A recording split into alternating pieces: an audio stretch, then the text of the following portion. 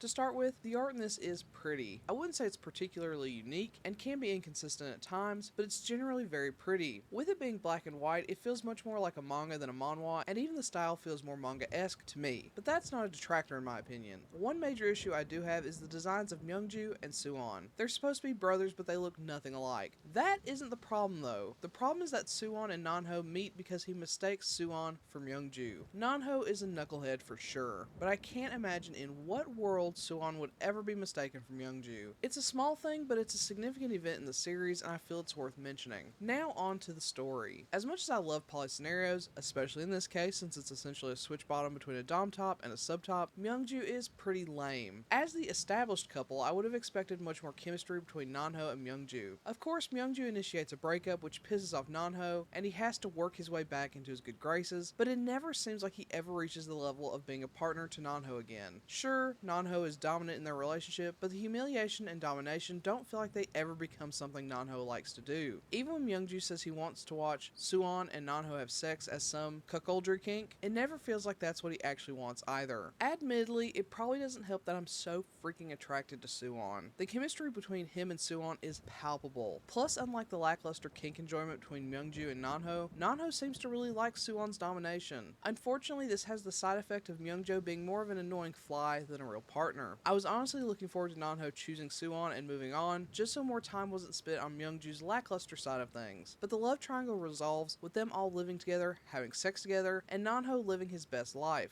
Love that for him, but I would have liked a better sub-top in this scenario. Really, all of the smut and relationship drama is pretty fun. It's silly and petty, and with Nanho being the spoiled, airheaded bottom flitting between the two, it can be as annoying as it is fun. But if you want a reasonable and in-depth story to go along with the silly relationship drama, you might be disappointed. Lots of intense topics are brought up, such as abandonment issues with Nanho and his family, and homomesia with Myungju's family, but they're hardly explored beyond explanations as to why these two do some of the things they do. I would have loved some time spent exploring their backgrounds, and especially seeing Nanho grow from his issues with abandonment. Just like how the relationship with Myungju feels half-hearted, so do these issues.